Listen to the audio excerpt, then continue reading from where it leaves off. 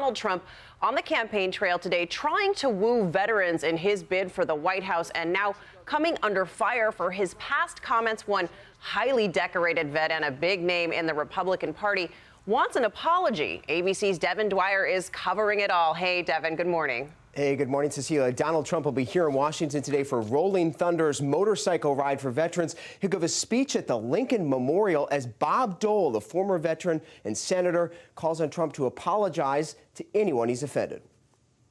I love our vets. We're our vets.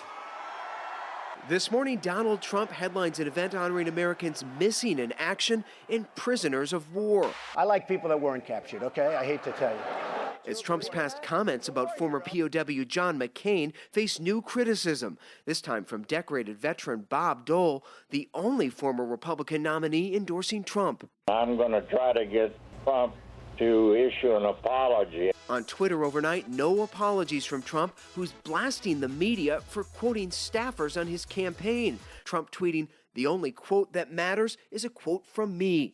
One Trump quote creating controversy. Is it a drought? No, we have plenty of water. Trump's denial that California's in historic drought. State water officials saying the last 4 years are California's driest period on record. Meanwhile, Bernie Sanders practically begging Trump to reconsider a debate. If you have any guts, come on down and let's debate the issues. Now, the hashtag Chicken Trump went viral on Twitter after Trump backed out of that debate. But this morning on ABC's This Week, a top Democrat, Senator Dianne Feinstein of California, is calling on Sanders to back out of this race. Dan and Cecilia. We want to talk about that and many other things with ABC's chief White House correspondent, John Karl, who's getting ready to host This Week later this morning. Hey, John, let me start with this kerfuffle over the veterans. Do you think Trump is going to apologize for his comments about John McCain, and will it matter anyway? No and no, Dan. Donald Trump's not one who's very big on apologies. Although, in fact, if you look back a few weeks ago, he did say that he does think that John McCain is a hero. He thinks he is a good guy. But in that very same interview, literally in the next sentence, he said he had no regrets for what he said about what he said about John McCain. And he noted that after he said it, his poll numbers went up.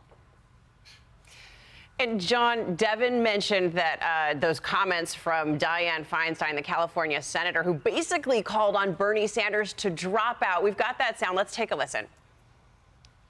Able to read the signposts as well as anybody else. If he did that, he would know that it's all but over. Okay, you were there talking to her. So is she basically saying what the Clinton campaign can't come out and say themselves? Absolutely. And Cecilia, you know this as well as anybody. They really fear that Sanders is doing damage to Hillary Clinton. Look what is happening in California. We have the most recent poll that shows the race essentially tied, and suddenly Hillary Clinton's campaign is forced to spend money, a lot of money, 6 figures, on advertising in the California Democratic primary. That is not where they want to be right now. But she's got a two-front battle right now, Sanders and Trump. And the New York Times has a front-page story this morning saying Clinton is struggling to find her footing in the race against Trump specifically. Early on, her campaign seemed pretty giddy to be running against Donald Trump. But now some people are worried that she's not fighting back hard enough. So are they right to be nervous, do you think?